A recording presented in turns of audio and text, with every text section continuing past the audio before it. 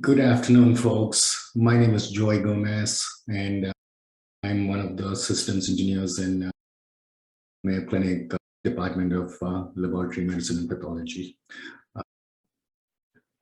My presentation today is going to be on staffing to workload.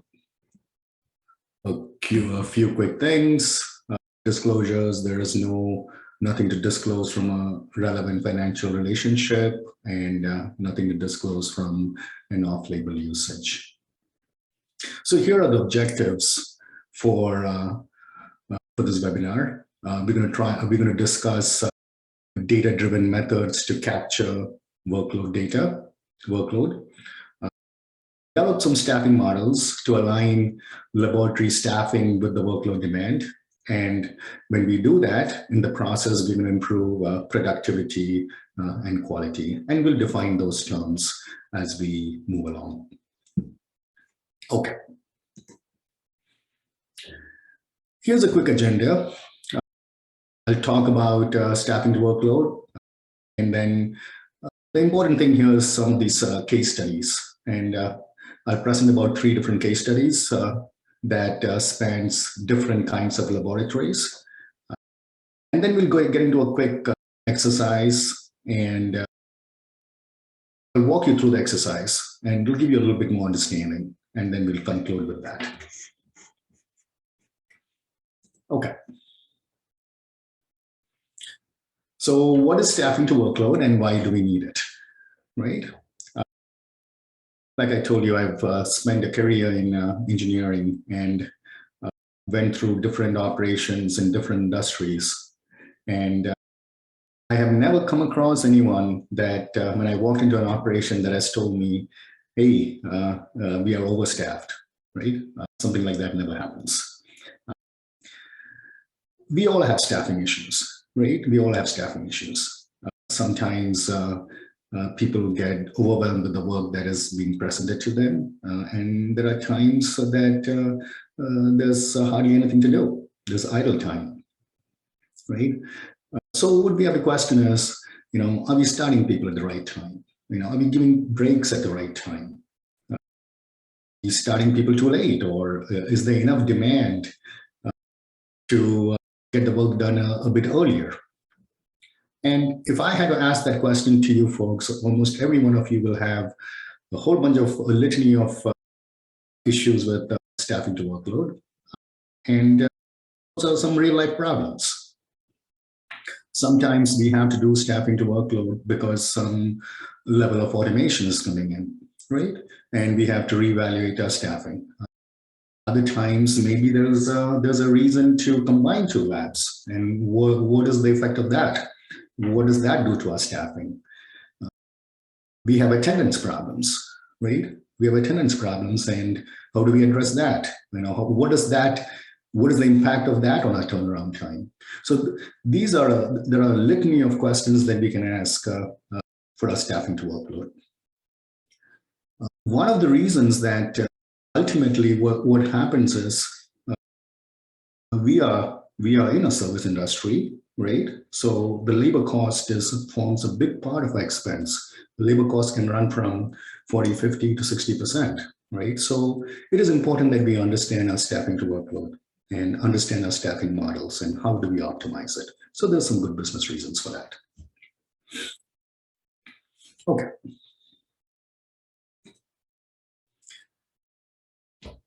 If I was given just one slide to make this presentation, this would be the slide. Okay, this would be the slide. So on the left side, let's say that we are graphing the number of hours that we are scheduling our people, right? So we are saying that on Monday we have 45 hours worth of people time that we are scheduling. What does that equate to? If you divide it by 8 hours, it comes out to be what, about 5-6 people, right? So this is the number of hours that we are scheduling people for. Monday there's 45, Wednesday there's 40, and as Friday rolls around with PTO and things like that, we've scheduled 35 hours worth of people. Okay, on the right side, we have what is the required workload hours. That means we've done our timings, and we'll get into those things. We've done our timings and we've determined, hey, based on the volume that's coming in, I have 32 hours worth of work available to me on a Monday, right? And again, based on the volume that's coming in, based on the number of tests that are coming in, and based on the timings that you have for your test, we know that on Friday, we have 42 hours worth of work that's available for us to do. If you combine the two, we see that there's a disparity here. We have scheduled on Monday 45 hours worth of people, number of hours, but we have only 32 hours worth of work. And as the weeks roll by, as the days roll by, Friday, it's almost lopsided. We have less people, but more work. The essence of staffing to workload is to align these two graphs, these two bars. And when we align it, that is when we know that our staffing has been aligned with our demand. And now we have a good staffing to workload. Okay, so that is the essence of staffing to workload.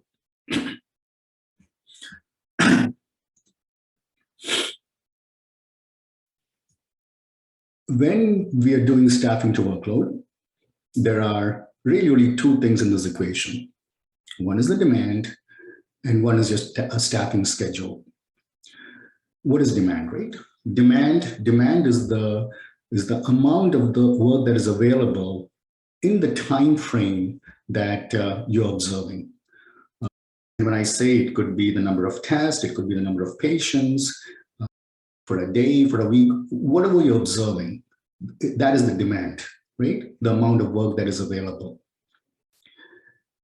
And then you have your staffing schedule, which is how you schedule your people for the days of the week. Maybe you schedule 5 people for Monday, 6 people on Friday, things like that. So you have your demand and you have your staffing schedule. Once you do your analysis, one of two things must happen.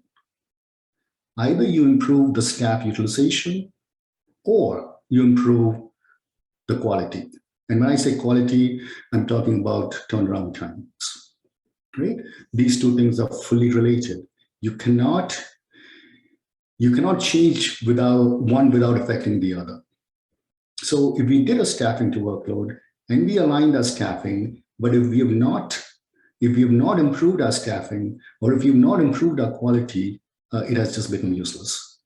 We have not gained anything from it. And keep in mind, when we change our schedules, it is a pretty sensitive issue, right? It's real people involved. There's real folks involved. Their schedules are based on their lives, and oops, sorry.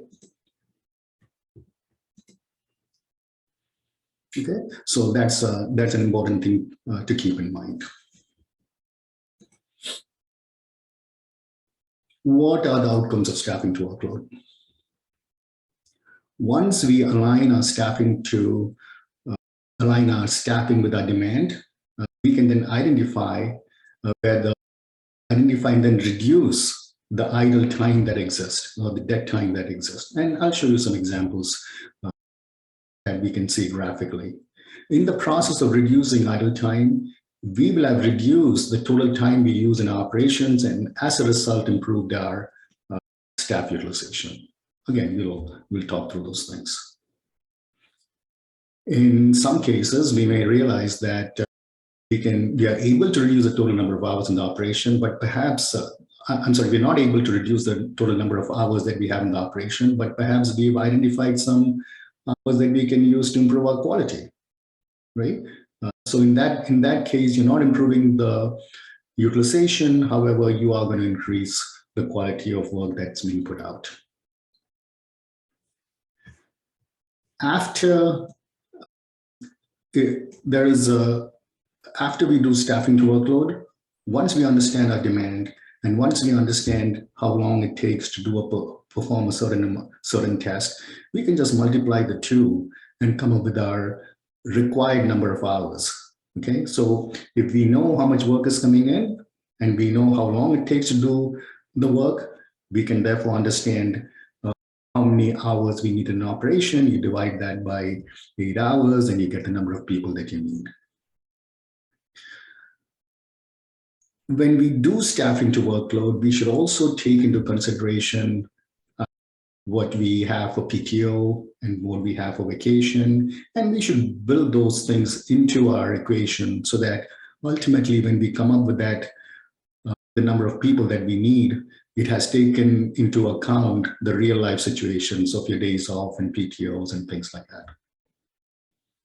What we can then do is, once we've understood that, we can then take that information and match it against your timekeeping and say, okay, I should have used, based on the volume that came in, I should have used X number of people, but based on my timekeeping, I've used Y number of people.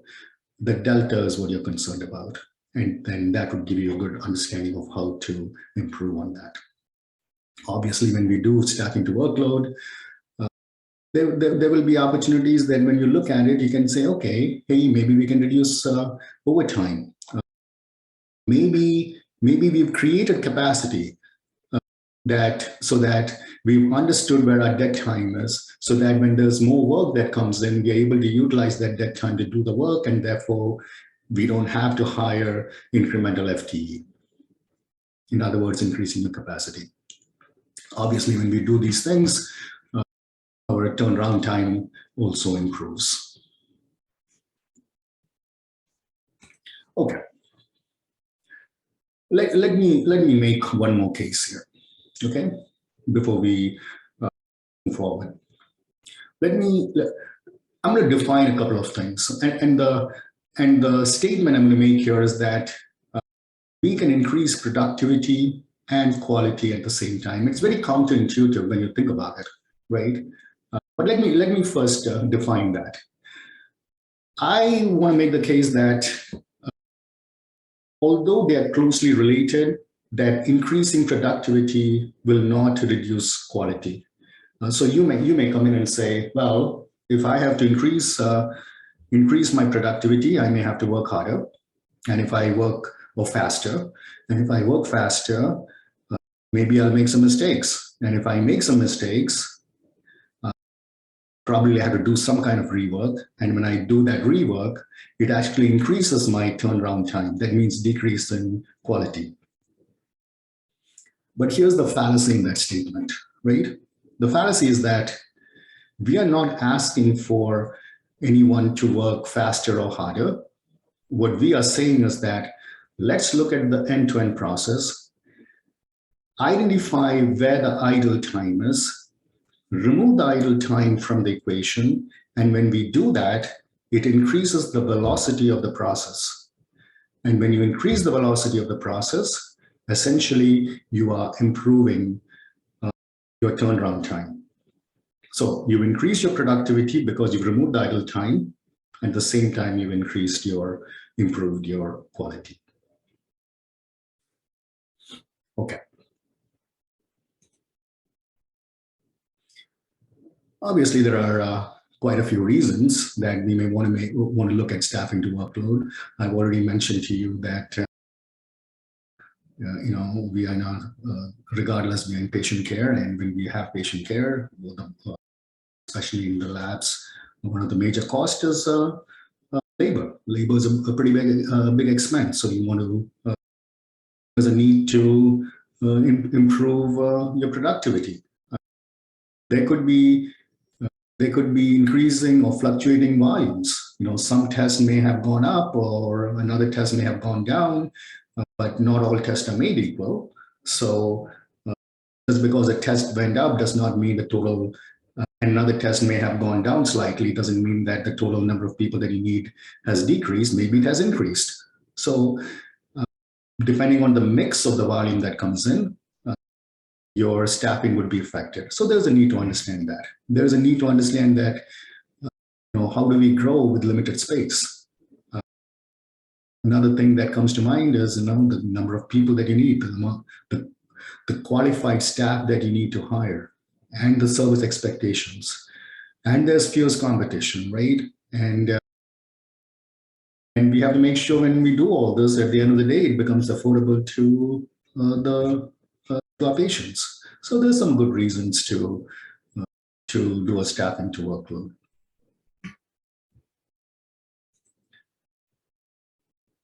Okay, so when we do staffing to workload, we need three things. One is the demand. One is the time per unit of work performed, and then the staffing schedule. Right. So again, what is demand? Right. So demand is the amount of work that is available for the time frame that you're observing. But we have to be careful about that. We have to be cautious about that. It can get a little tricky, right? So let's say that some work came in and we sat on it, and then at 9 o'clock, and I went and did the work. That is induced demand. If the work came in at 7 o'clock and we did not touch it till 9 a.m., and at 9 a.m. we got hit with a lot of work, that is not your demand. Your demand is based on when the work was available to you. And that is the number that we need to look at. Not the time that you did it, but when the work was available. So it gets tricky on how you get that data. And you just need to understand when you get that data that this is when the work was available and not when the work was actually done. Okay. The time per unit of work. How do we come up with that? Right? It's really simple. You take some timings. And, you know, people may say that, hey, how many timings do I need to take? Do I need to take one timing, or do I take a set of 3 timings? Do I take a set of 20 timings? I think the best way to answer that is to first try and understand something, which is the accuracy and cost curve. Okay, the first 85% of accuracy can be achieved at a pretty low cost. It is that when you try to make it extremely accurate, that last 15%, the cost of trying to capture that data increases exponentially. So just be cautious of that. When we do it, we maybe take 2 or 3 timings, and that's plenty. And maybe those 3 timings can come from 3 different people. So just use some judgment, and sometimes you may not be able to even do all the timings, and maybe there's some kind of a guesstimate that you do. Try and take some kind of an average, but don't go overboard by saying, okay, I think I need about 25 timings to get this accurate. Okay. And then you have your staffing schedule. That really is, how many people do I have coming into work on Monday and at what time? How many people do I have coming in at 8 a.m., 9 a.m., 10 a.m., and throughout? That is your schedule. Right? That's what you're going to be working with. Okay. So those are some basic fundamentals before we get into the next section, which would be case studies. Okay.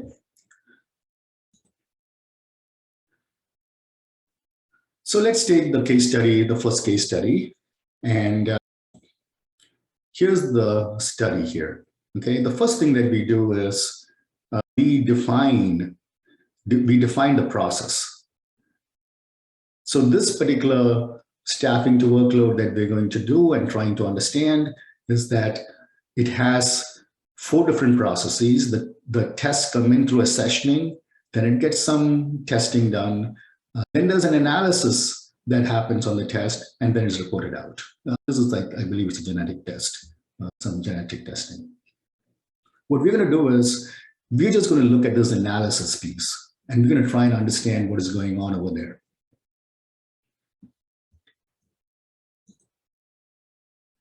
Okay. So in this case, what we are looking here is we've graphed the work available in accessioning, which was our first process. And then on the left panel, we have the work available for analysis. So what happens here is that 87 tests, 87 count of 87 tests came in on Friday into accessioning. Then it went through some kind of a testing, and it was available on Sunday to perform for the analysis folks to perform the analysis. Okay, so it came in on Friday, and it's available on Sunday for them to perform their work. Because keep in mind, we're just looking at the analysis piece. Same thing here. Another 85 came in on Saturday, and by the time it was available for analysis, it was Monday. So we look at this grid, and what we are saying is that 18% of our work is available on Sunday for our analysis folks, for the analysis team. And 2% of the work is available on Tuesday, 6% is available on Wednesday. Okay, so that is our demand. When we looked at the schedule, it looks like a Monday through Friday schedule. Monday, we have everybody's at work, 46 people. Tuesday, 46 people. Wednesday, 45. And Friday, there's 24 people coming in scheduled. Obviously, that means that's who came into work. And then Saturday and Sunday is, 8 and 1.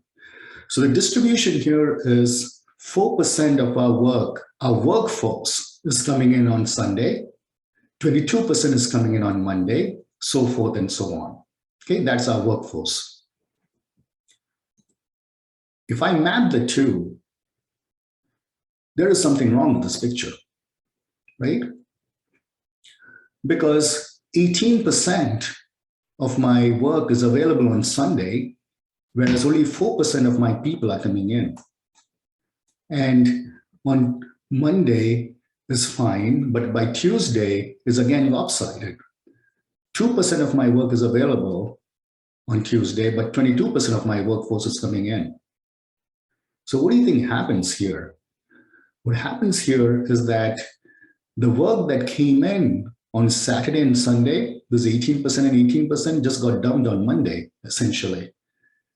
And this now became a pretty high number. So there are a couple of ways to do this, right? We can either change the demand or we can change the schedule. This is where it gets tricky. And that is a judgment call. That is a decision that management will have to make. Do we want our people to work Saturday and Sunday?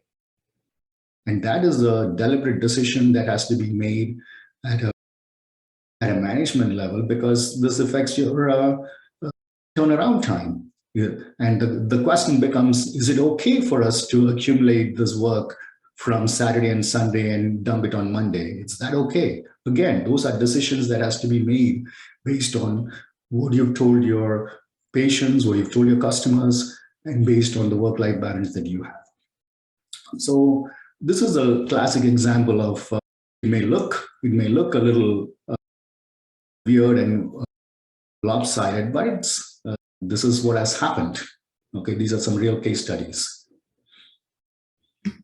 Okay.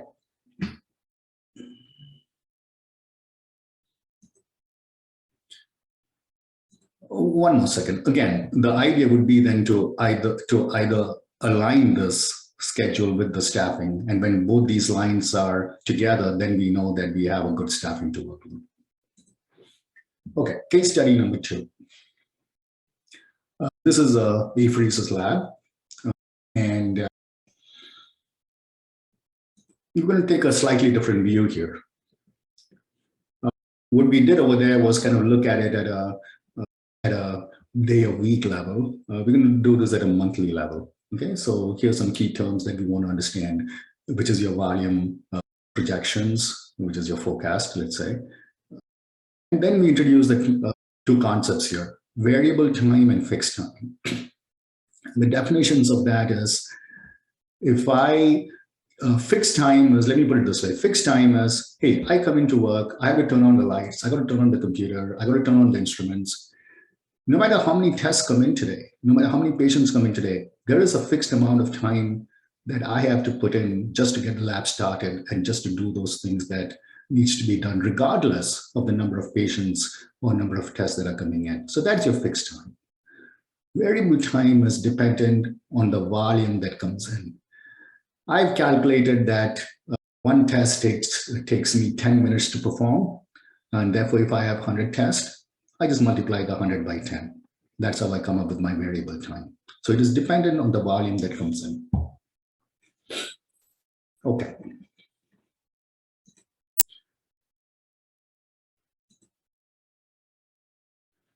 So here's the volume projection. And these are all the procedures that is being done in apheresis. It's a mobilizer, HPC, leukapheresis.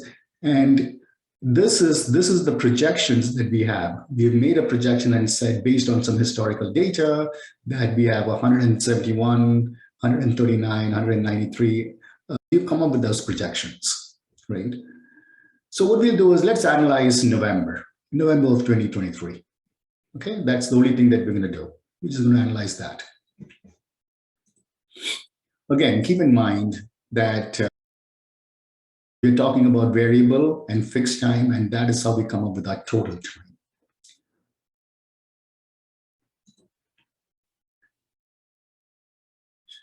We did some timings, and we know that the mobilizer, we did our 3 timings or whatever, and we know that the mobilizer takes us 154 minutes to do one. To do one mobilizer, it takes 154 minutes. To do the HPC, it takes 466 minutes. So we've come up with this data.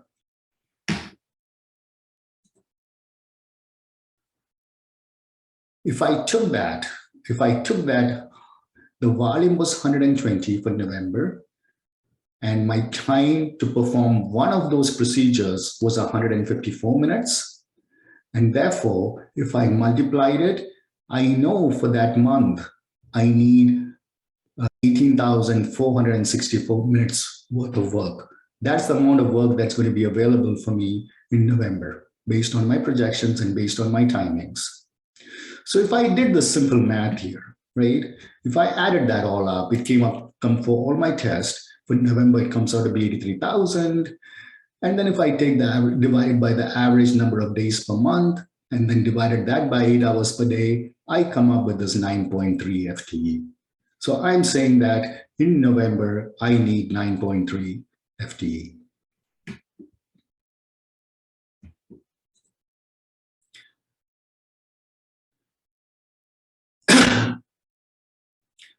That was your variable time. Let's look at the fixed time. I know I have to come into work, and on a daily basis, I got to do a setup, which takes me 0.1 FTE.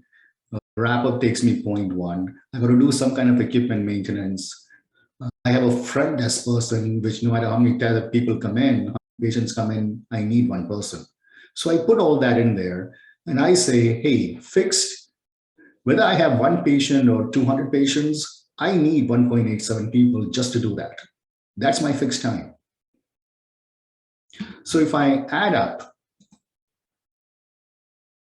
my variable time now, right, which was 9.3, and I add up my fixed time, which was 1.87, that comes out to be 11.17 FTE. Then I added my PTO, and PTO can be just a fixed percent. Typically, people run about 12-15% in PTO. So I add that in there, and now it tells me that I need 12.8 people on an average in November of 2023.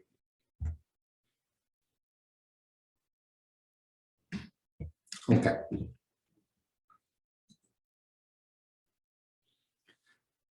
If I did that for every single month in 2023, I'm able to now graph it and say, in January, I need 13.4 FTE. In February, I need 12.7. Obviously, those months have gone by. But in March, I need 15.0, and so forth and so on. And in November, I need 12.8 people. So there's a big disparity, because it seems to me that this lab has a lot of seasonal volume, right? Some months are heavy and some months are light. So how do we handle that? Should we go and hire 15.4 people? And if we did that, how is that going to work? What are they going to do in June?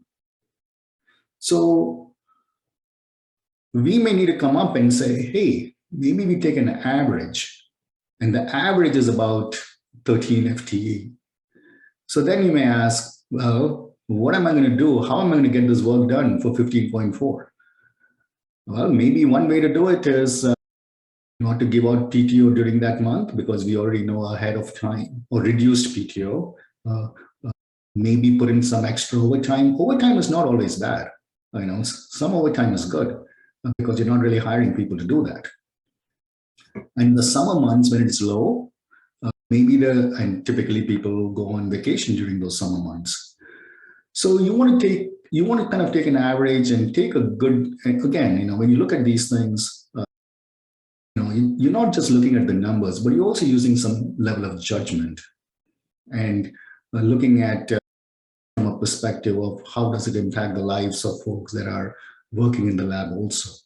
So there is a piece of judgment that goes into saying, okay, what is a good number to settle at here? Is it 13? Is it 14? So those are the decisions that you will have to make. But once we have this data laid out, it becomes quite simple to, the answers to these become a lot more easier to understand.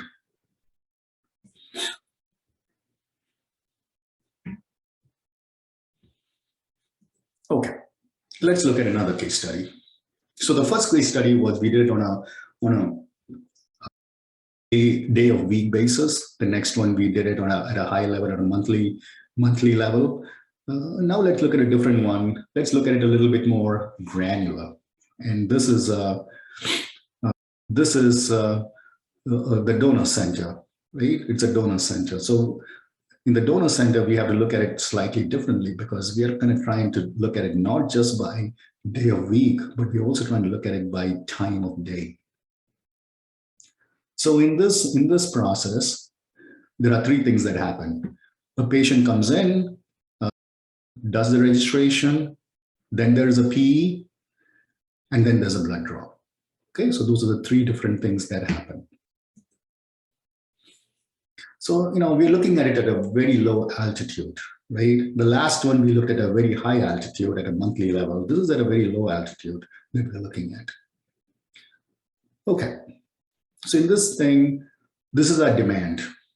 What do you mean by demand, right? It is, what I'm saying here is that, again, this is just for one day. We found out that at 7 a.m., we have 2 patients coming in. And at 8 a.m., we have 10 patients coming in. Okay, so we just took that data and we've just plotted it here and said, okay, this is our demand. And again, how you get that data, I'm sure you will be able to, look at your records and figure out this kind of data. It's mostly available in most locations.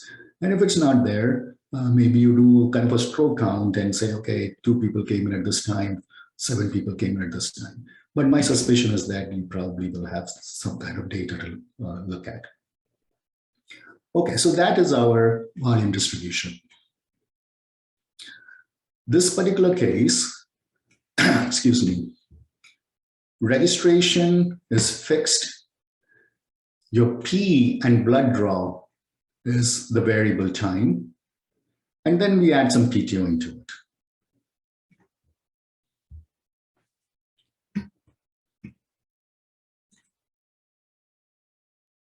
This looks a little crowded here, but just bear with me, okay?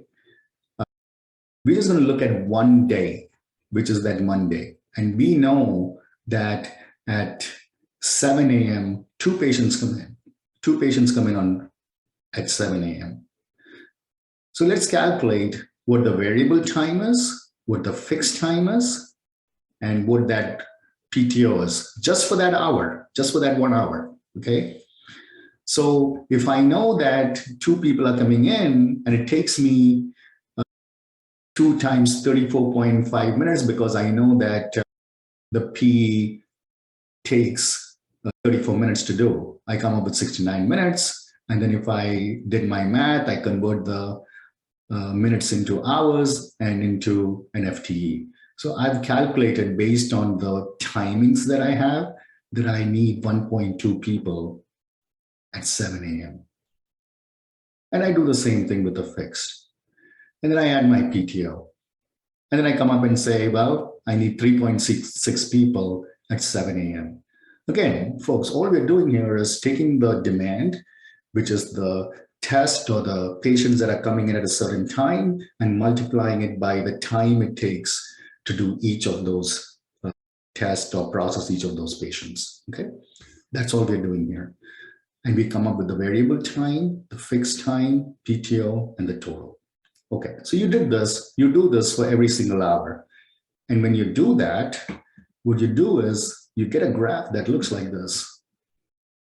Right? You can say, okay, I need to look at Monday. And on Monday at 8 a.m., based on the patients that are coming in, I need a total of approximately 8 people.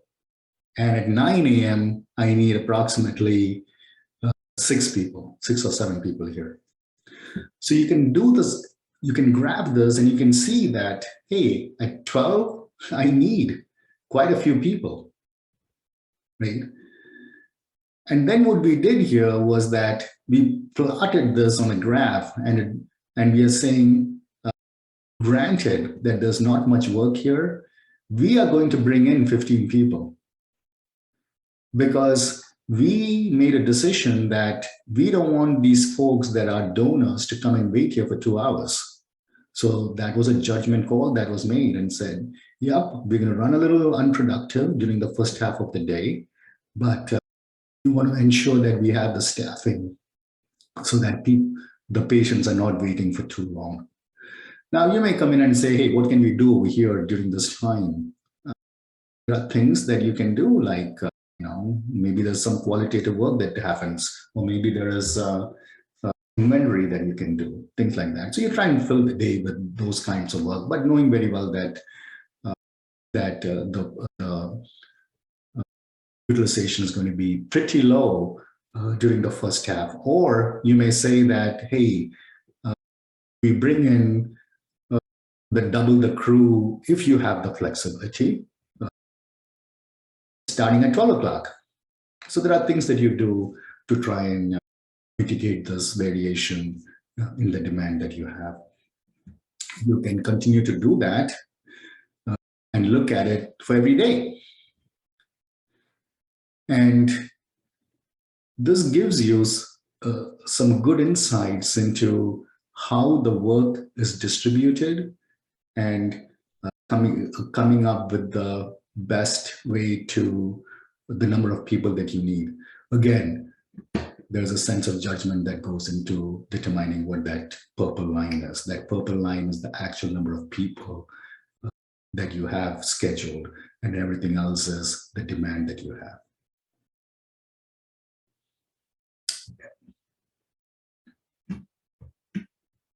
You can take that same data and plot it by day of week. And now you understand, oh, Friday is our heaviest day. And maybe a lot of folks come in on Friday to make donations. So, understanding this, understanding the current state is going to be important and critical in making good decisions for the future.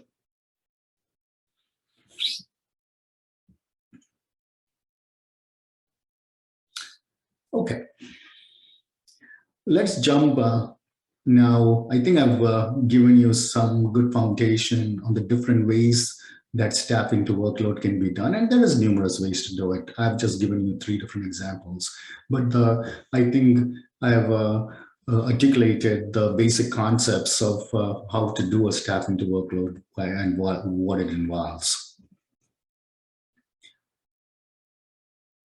This is an exercise that I'm just going to walk you through this exercise. It's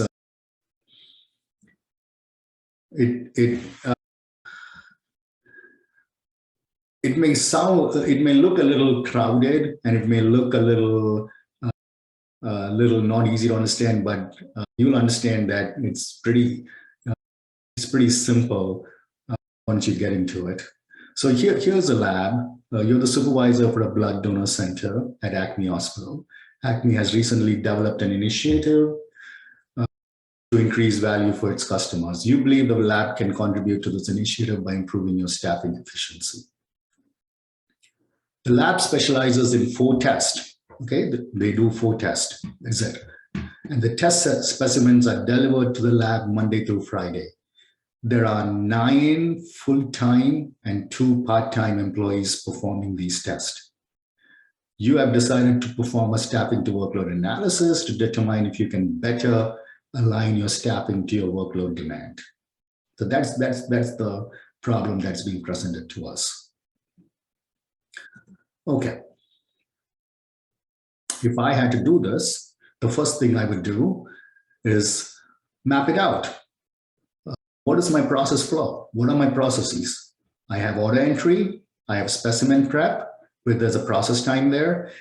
And specimen prep also has some process time that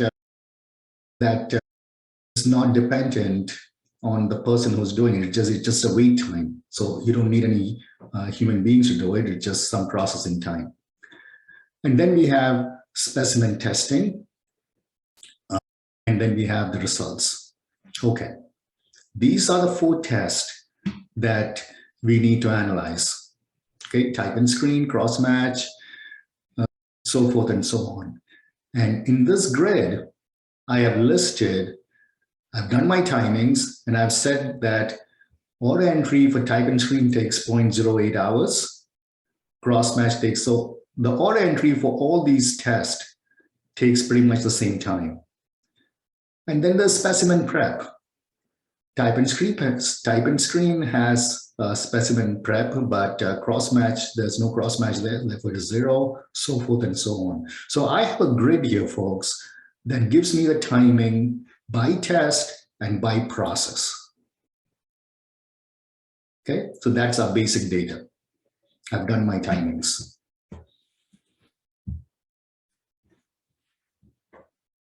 I'm going to take the same data and I'm going to list it here. I'm taking the same data. Here are the 4 tests that we're trying to analyze. And across here are the processes that we spoke about. And here's the timing. So all I did was take the information from here, right? Take the same information, and I've just listed it here for right now. This part of the grid is the demand, is my demand. That means I know that at 10 a.m., I have 4 tests that come in. And at 11 a.m., I have 5 tests that come in. So I know by test and by time how many tests are coming in.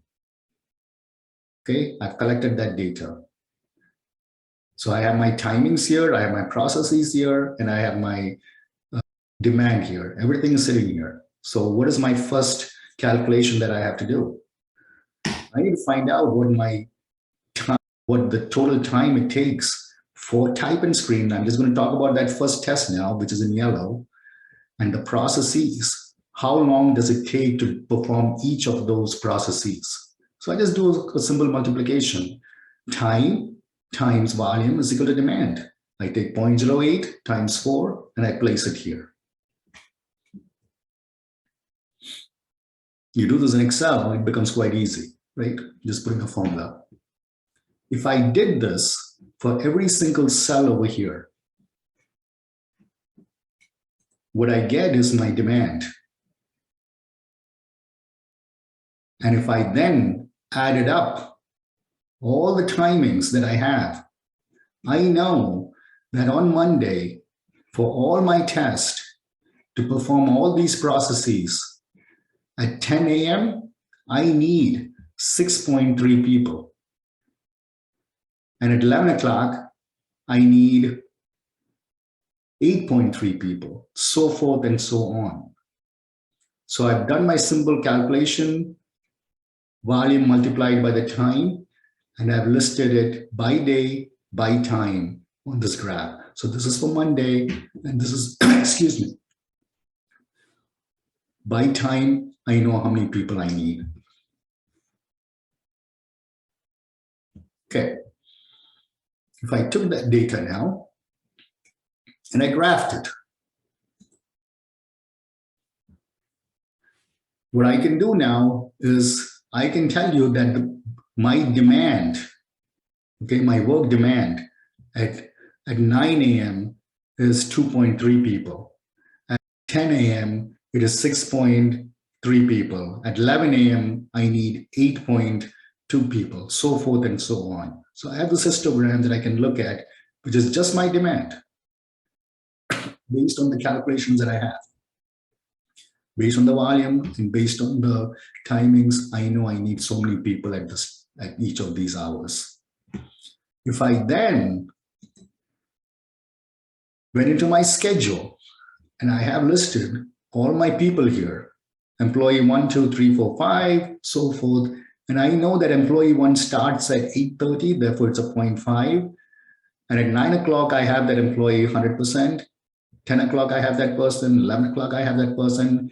So I've listed by hour when that person is available. And when I do that, I get 8 hours for that person, right? If I just add that up.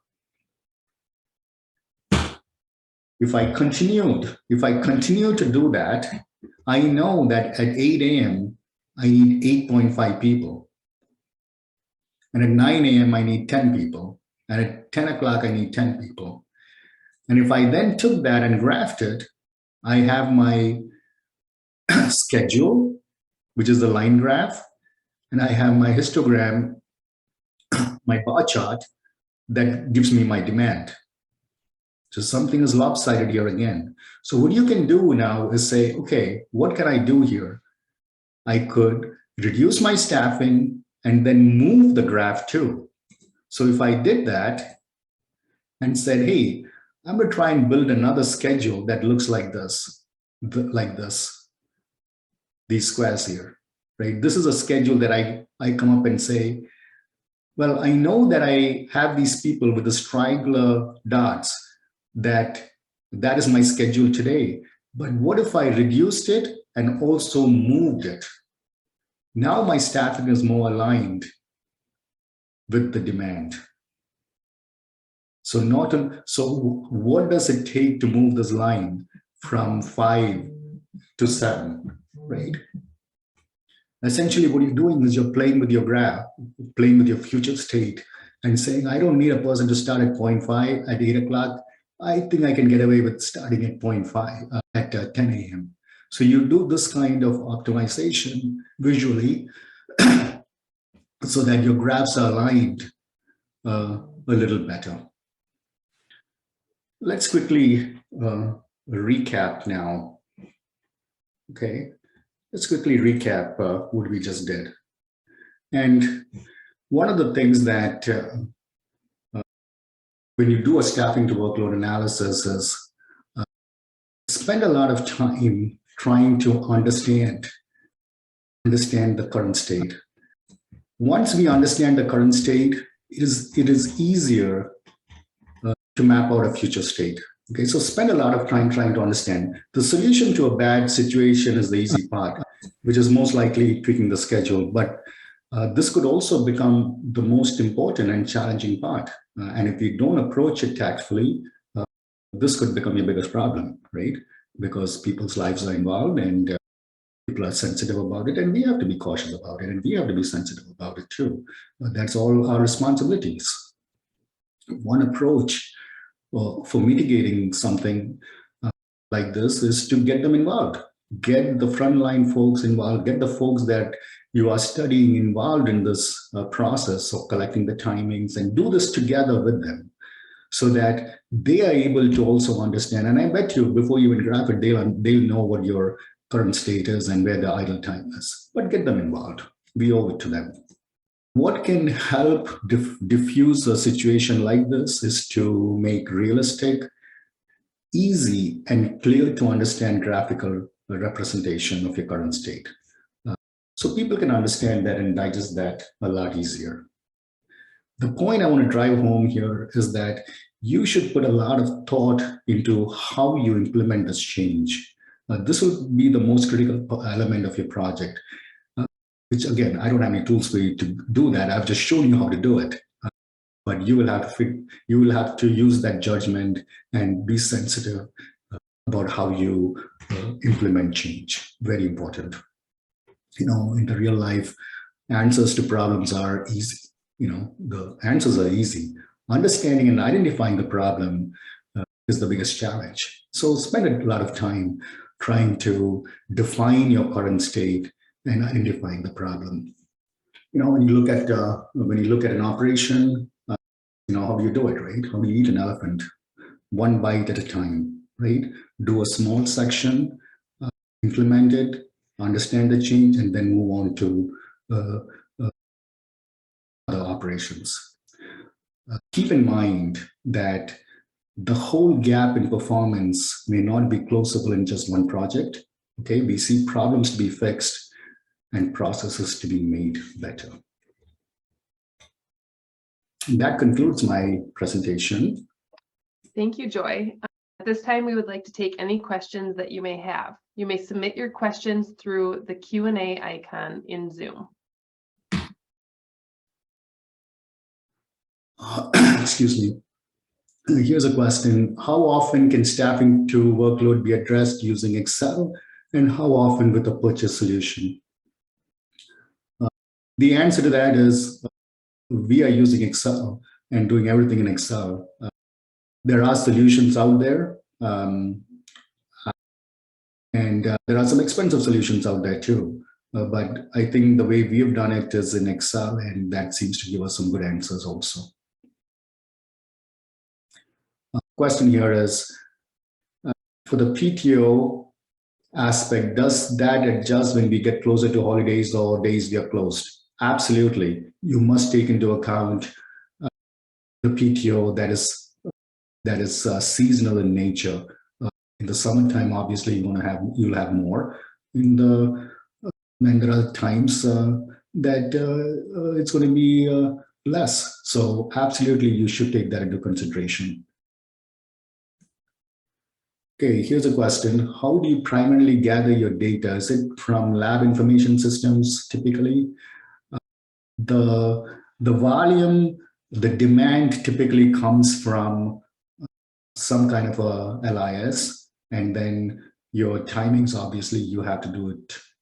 There is no magic bullet for that. You just have to do the timings, and then there's your schedule. So the answer is yes, a lot of time comes from the lab information system. Where can the templates be found, or are they created individually? I think we can make some of these templates available for you, especially the exercise, we can make that available for you. I have a 7-year-old staffing to workload information for a lab from a previous supervisor. I'd like to update this and understand where do I go from here. 7 years is a long time. Yes, you should update it. It's a pretty general question. I'm not sure if I can give you an answer without seeing what you have as staffing to workload. So you could potentially start from scratch depending on how much of your test mix has changed. If it has changed considerably, if your processes have changed considerably, then absolutely you need to start that from the beginning. So take a look at that and see if much has changed. If not much has changed, I know I've seen staffing to workload from 5 years back that are still valuable because the processes have not changed, and neither has the volume has not changed by much. So just because it's old doesn't mean it has to always be redone. Answers often limited by full-time status agreements with union. Any thoughts? Thank you very much for the analysis. We are often limited by full-time status or agreements with unions.